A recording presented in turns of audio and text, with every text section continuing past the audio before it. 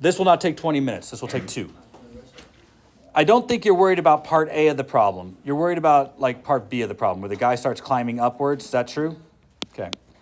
So let's talk about part B of the problem. So I have this situation where there's a pulley, and I have a cable attached to both sides. So a cable on this side. Oh, Mr. Shelton.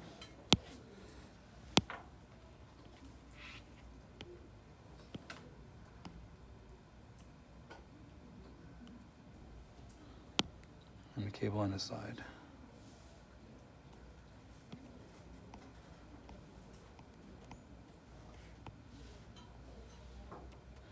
And the ground.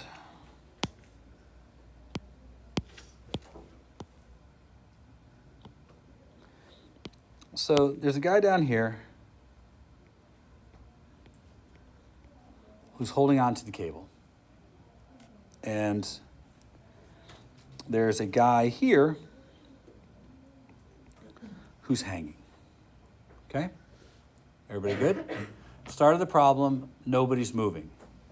Now, understand, he has to be holding onto the cable with enough tension to keep this guy from falling. Does everybody understand that? So does everybody also understand then that he must be heavier? Right? This wouldn't work in any other circumstance if he wasn't bigger than the other guy. Now, I don't know exactly what they tell me to use here, but is it okay to do M2 and M1? Is that okay? Now, just at the start of the problem, since it's a net force equals 0 problem, nobody's moving, I know that there are 3 forces acting on this guy and 2 forces acting on this guy. And if the pulley is massless and all that, none of that actually matters here. Because the system isn't accelerating, these 2 tensions have to be the same anyways. So I don't know what the first part of the problem asks, but if it was to find the normal force, not too tough? To find the tension, even easier. I can find the tension over here. Tension has to be equal to M1G. I would go one step further, and that is to find the normal force. If I was wanting to prepare for a test, then I would make sure we know that normal plus tension equals M2G, and canceling those 2 out, normal equals M2G minus M1G. I'm combining some steps here, but I think that I can do that safely in this class. So it's part 2 of the problem that's more interesting to me. So let's talk about part 2 of the problem. This might not be a safe assumption anymore. But carefully read the problem. It's not necessarily what you think. In the second part of the problem, this guy pulls on a rope, increasing the tension. Right? That's what he does. He pulls down on a rope that increases the tension in the rope. His weight doesn't change, which means the tension on the rope increases to be greater than his weight. For him, that means he's climbing the rope. And not just any kind of climb. He's climbing in such a way that he is accelerating. So the only way to increase the tension on the rope is for him to accelerate. So everybody understand why that has to be true? Because I can't go forward unless you know that. So he is accelerating up the rope. Now, it's still going to be tension equals M1A. That's still going to be true. But, I'm sorry, I skipped something. I should be a better physics teacher. Tension minus M1G equals M1A. I'm too close though there. M1A. He is accelerating this way. He's climbing up the rope. But this guy, he's still got a sum of forces equal to 0. He's not accelerating. So his net force is still 0. This is not a multi-body problem. It's a single body problem. Now, I know I'm going to have questions about this, so let's handle the first one. Yes, sir. The question says that M1 is touching the ground. Okay. So I just switched M1 and M2. And M1 is pulling through, so it's touching the ground and pulling. That doesn't change any of the things here. That still has to increase the tension on the rope. That still makes the guy on the left accelerate. Right? Because he's not touching the ground. The guy on the right pulls down on a rope enough to make his normal force disappear. Isn't that what it says? But he's not accelerating up the rope. So that's still going to be true for the guy who's touching the ground. Is that all okay still? I'm just trying to make sure, 'cause I'm not reading the problem, so I want to get this right. The way I read this,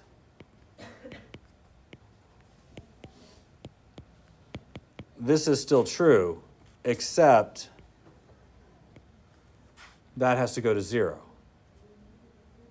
for the guy touching the ground. So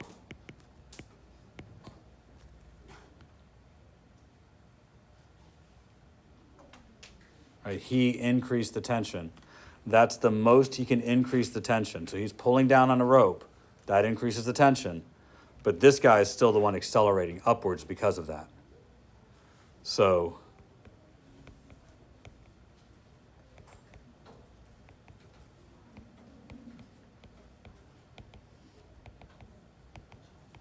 that's how you would find his acceleration. Or this would be the max acceleration of the guy before he pulls himself off the ground. If he pulls any harder on the rope, they both go into the air. Does that answer the question? Does that answer your question?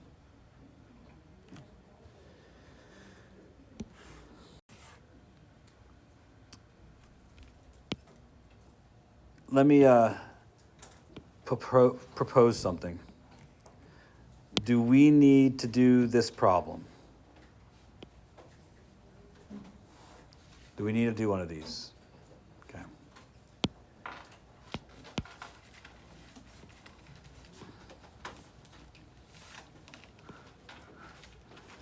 Now, I have limited time, so I'm going to do one problem that involves an incline, and then I need to introduce this other kind of problem that I neglected.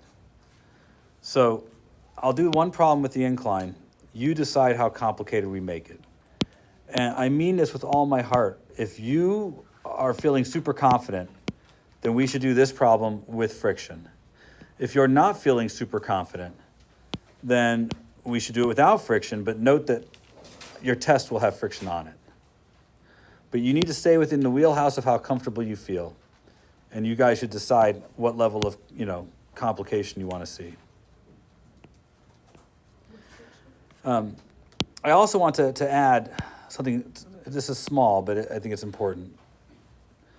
That, to me, the ultimate would be to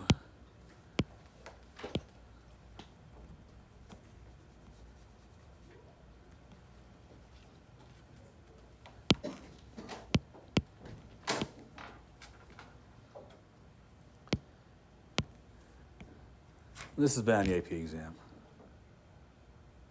with a range of questions related to this system. It's everything, right? A train problem, an inclined plane problem, there's definitely a coefficient of friction, perhaps both kinds. Atwood machine, all there. It's been on the exam. I see all these possibilities of what could be asked on the AP exam. I think for the time being, we'll focus it here. The real question is yes or no. Do you want to take a stab at it with friction or not friction? I think with friction is a reasonable thing and is appropriate for the level of this class. So here's what I would say would be appropriate things that you should be able to do. How big does M2 have to be to break static friction? That's a good question. I like that one. Can you kind of see that one? That question is deceptively hard in this problem. How big does M2 have to be to break static friction? That's probably the most difficult question I can ask here. And I want you to understand it's not because you're not smart people. You guys are incredibly smart. It's because you're not thinking through the problem. All of us have already made a decision about the direction that this problem is probably going to go. So here's the thing. M2 can be big enough to break friction or small enough to break friction. Right? If it's too small, the boxes slide this way. If it's too big, the boxes go this way. Friction changes direction. So when I ask what size does M2 have to be to get the system to move, there are two answers. That's two different problems. Do you guys see why that's true? Let's talk about what I mean. Let's say that M2 is right at the threshold of being big enough to pull the system this way. That's a possibility. And so I'm going to make this possibility number 1. The forces acting on this one are still 0. We're trying to get right to the threshold. So we're indicating that moment just before we break friction. So net force is 0 if it's a static friction problem. But I'm still going to have a consistent direction for this problem. And part of the thing I want to point out is M1 has all the standard tropes for an inclined plane problem with friction. This is static friction. Now, I don't want to belabor this too much. Net force on this side has to be 0 as well. And I kind of feel like I can jump through parts of this pretty fast. I know some of you still struggle, but can we all just start doing this?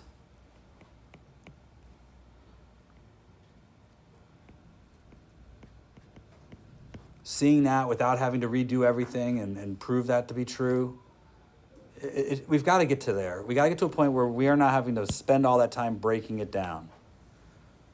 Because that allows me to do net force in the x direction equals tension minus friction minus mg sine theta. Set that equal to 0. And net force in the y direction equals normal minus mg cosine theta equals 0. I know I'm going fast, but I think that this is an appropriate pace for what we're talking about. We've done a lot of these pieces before. Am I good? Yes, sir. Isn't it accelerating in that? No, it can't be. Not if static friction is holding it in place. The moment it's static friction, net force is 0. But remember, we're talking about thresholds. Friction is now on a sliding scale. It's an inequality. But no, it can't move if we're talking about static friction.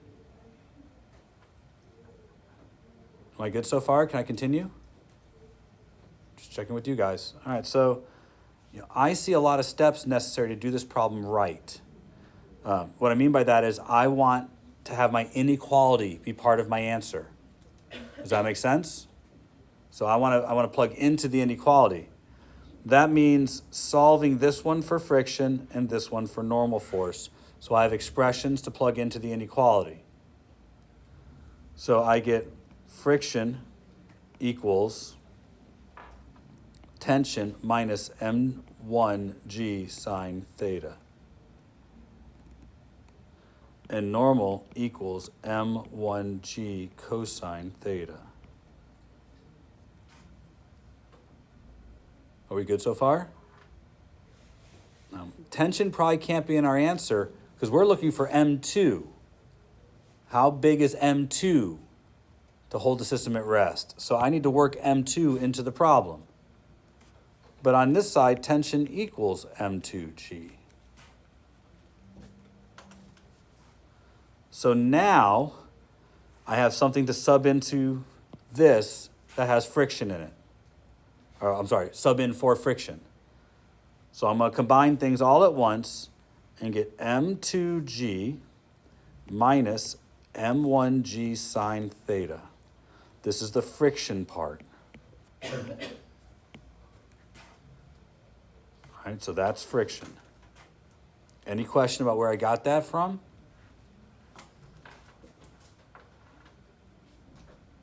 All right. That has to be less than or equal to mu m1 g cosine theta.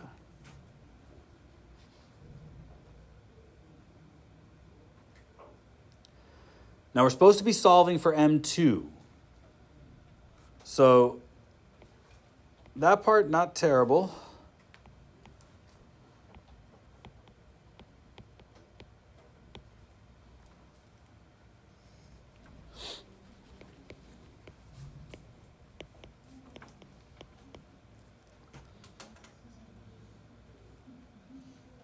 And you notice there's a g in every term?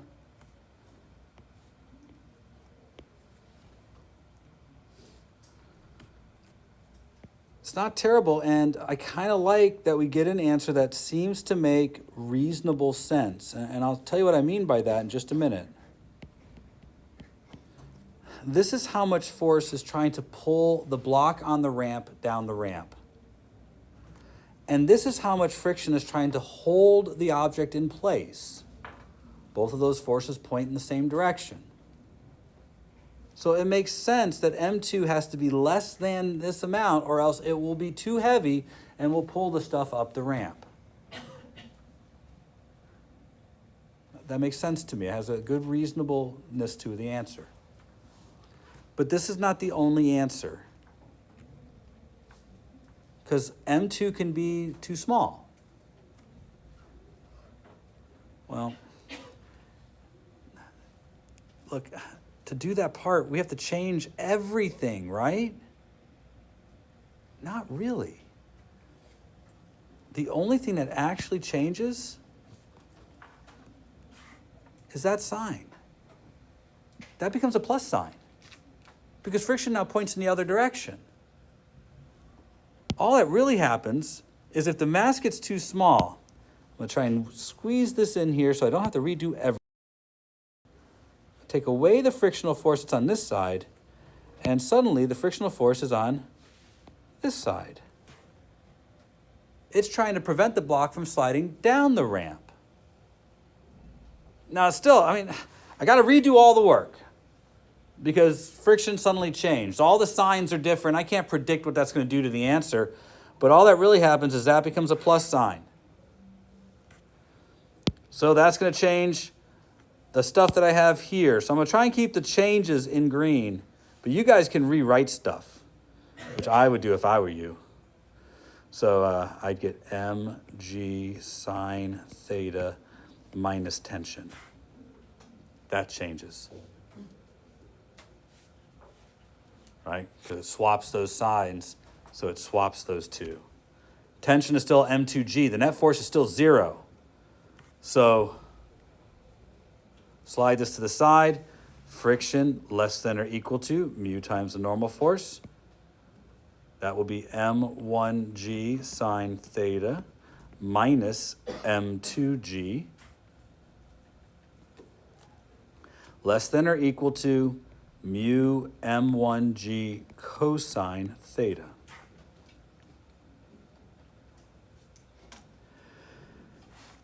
Now I'm still solving for m2. So to solve for m2, I'm going to do this a little different than how you might do it. I'm going to leave that there. I'm going to subtract this from both sides. And I'm going to add that to both sides.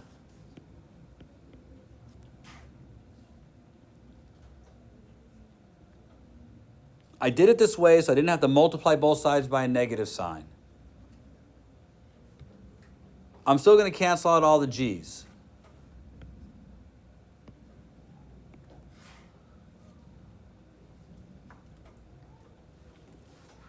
So now I have m2 has to be greater than or equal to m1g sine theta minus mu m1g cosine theta.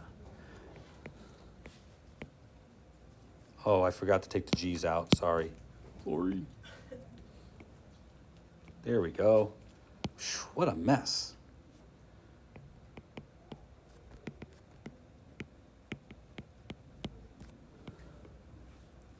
But boy, yeah, this is a good, solid question. It has everything in it, except acceleration. And notice the m is in between two values. Exactly like we expect. It has to be greater than one value, or the system rolls one way, but it has to be less than another value, or the system goes another way. Worked out perfect like that. But boy, that's a toughie, isn't it? And you know what the next question's going to be? If you're thinking it through, the next question is going to be, you break static friction, what's the acceleration of the system? That's got to be the next question. Boy, that's a lot, isn't it? Look at that. If you saw that on my board when you walk in, you might pee right then, just a little bit of pee. It's a lot. Now, we break static friction, which means we gave the math on the table a quick hit, and the system started moving. You have to make a decision here, though, and this affects the answer. Do we give M1 an initial velocity up the ramp or an initial velocity down the ramp? The answers will be different because the frictional force will be in a different direction. The test, I won't give you the option. They'll just say the system has been given a tap up the ramp or something like that. So what do you guys want, up the ramp or down the ramp? What direction is the system moving? Up the ramp or down? You want, raise your hand if you want up. Okay, we're going to go up the ramp. So the initial velocity of the box is this way. This does not have to be the direction you call positive. We just need to know what direction the system is moving so we can draw friction. That's all that is. It has nothing to do with the direction you call positive. We just needed an initial direction for the velocity. We've got one. So nothing is really different in these arrows except that they're no longer balanced. So I'm being super fast about this, and I shouldn't be. But I know we're limited on time. Still all the same, right? None of that changes. It's just that now net force equals M1A and not 0. Over here, we're going to make the assumption that it's going this way. I don't know this to be true, but I think the tension is going to be less. And therefore, the system is accelerating downwards, but I don't really know that answer. And this is going to be net force equals M2A. However, I'm using this as my direction. So on the mass that's hanging, downward is positive, and on the mass on the ramp, up the ramp is positive. I've made that decision. Now, you guys should be able to blow through setting up your net force equations. But I do that sometimes too much, and you guys need to be the ones to set this up. So I will take a pause. And you guys, I know some of you are still struggling. And for you guys, I need to help scoop you up. But this has got to be M2G minus tension equals M2A. On this side, I have a whole bunch. So x direction, I'm probably going to have tension minus friction minus M1G sine theta equals M1A. That's the x direction. I do feel like I can just write that out like that. And I hope that you can too. If you can't, you need to come to tutoring some so we can work these out a little bit. And then normal equals M2G, I'm sorry, not M2, M1G cosine theta. This is a problem that has a coefficient of friction. So since it's kinetic friction, I'm not trying to sub into the friction equation. Because it's kinetic friction, I'm going to substitute for normal force and then put all of that here. I'm going to do substitutions out of the friction equation into the one that has acceleration. We want acceleration. So I have T minus mu M1G cosine theta minus M1G sine theta equals M1A.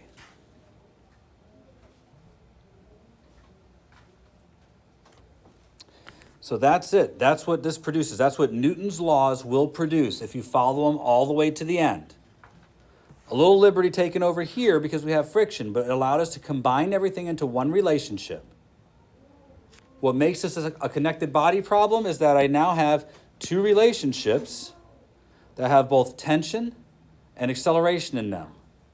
That's where the connectedness of the problem comes into play. And that's where the multi-body problem stuff we learned this week gets used. We didn't need any of the multi-body problem stuff until now. Even in our other problem, we really didn't need it because all the net forces equaled 0. Here we need it, which just involves us adding these two things together so that the tensions will cancel out. But I get M2G minus mu M1G cosine theta minus M1G sine theta equals M1 plus M2 all times A. What a mess. Sure is a mess. You guys who are struggling in the back, allow me. Now, dim this for just a minute. Look at this in two parts, if you will. Obviously, I have something I'm expecting to see. When I get to the end of a multi-body problem, I should see that the inertia of the system, the sum of everything that's moving, is something that is part of the problem. I have that right here. I also notice, and I think this is also important, that look, I have two things that are negative. Consider that for a moment. There's everything about the first mass minus everything about the second mass.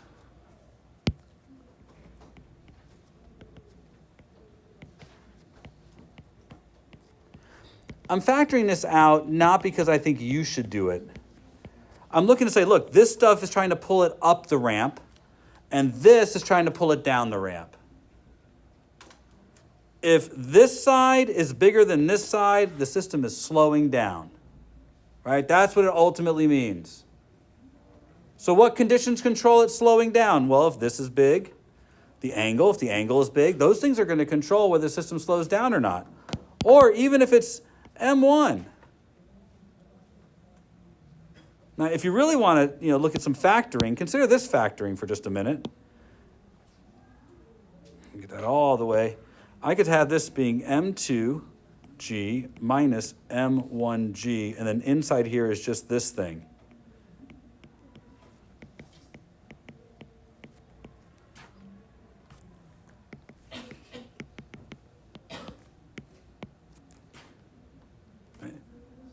The weight that's hung off the table, the weight that's on the table, and then the stuff about the table, right? The coefficient and the angle of the table. This we saw before when we just had the problem of the one being hung on either side. What's interesting is if the table is flat and the angle is 0 degrees, then the only thing that contributes is the friction. Cosine of 0 becomes 1. Sine of 0 becomes 0. Believe it or not, this is every Atwood machine problem. Their solution right here. A flat table would be theta 0 degrees. No friction, mu is 0. A regular Atwood with one on each side, theta is 90 degrees. Every answer is there. Maybe that doesn't appeal to you guys, but I kind of like it. All right. That really is everything about this problem. Be deliberate, look for pieces. We're not going to have time to explore this next problem as much as I'd like. So it won't make it to the test, but I'm going to put a couple of homework questions, just two, that are like this. And here's what these problems are. Imagine a box on top of another box. And you're going to pull, say, this way on the bottom box. Friction, yes, in this problem, but let's focus. Let's say that the coefficient of friction is 0 here, but there is a coefficient of friction here that's not 0. I'm trying to remove this surface from being part of the problem, and I want to focus our attention on this surface. I don't know if you understand what this problem is about, so let me be really clear. In this problem, there is a maximum pulling force. If you pull harder than that, this box will slide off of the other box. Can you imagine that in your head a bit? I mean, because I could grab a book and another book and pull a book out from the other. But this is kind of like the pulling the tablecloth out from beneath all the stuff on the table. If you pull hard enough, you can pull in such a way that it breaks friction. If you want the box to stay on there, then you got to pull under a certain value. A lot of people don't understand that there are two different Newton law pairs here. Consider the top box. It's experiencing three forces.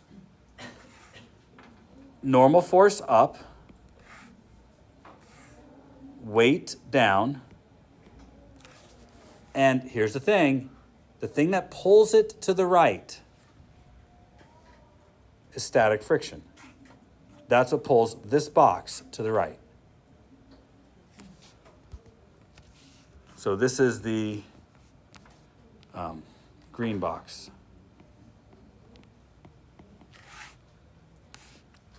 Now the blue box, it's got a whole bunch of its own forces.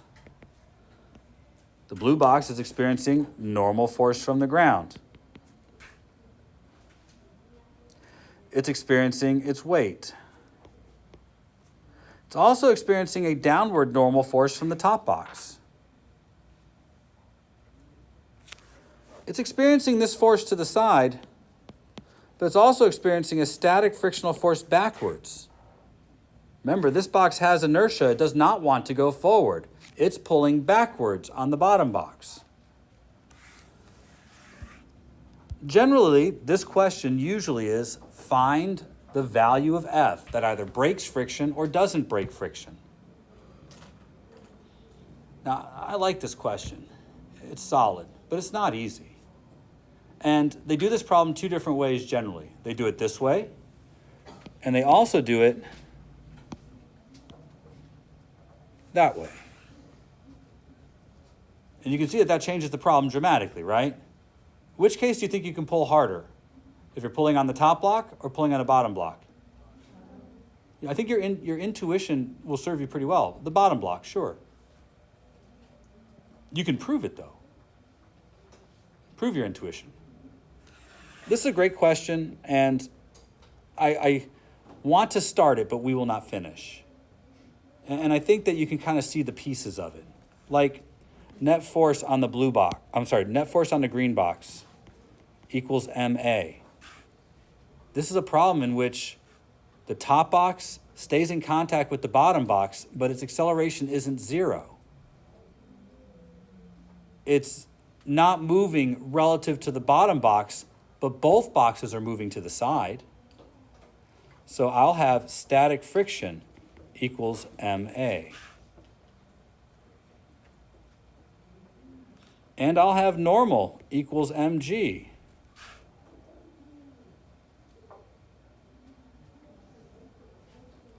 And I'll have to use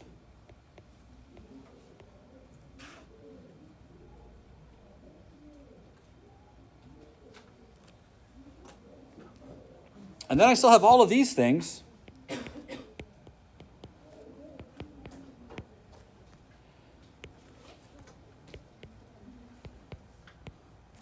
I didn't put any subscripts on anything, so I knew I'd be in a hurry.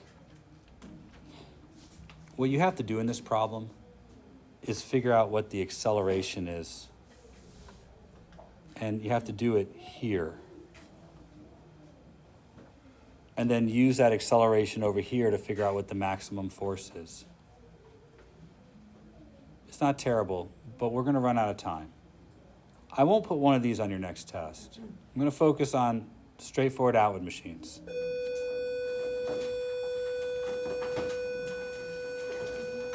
But this will make an appearance afterwards.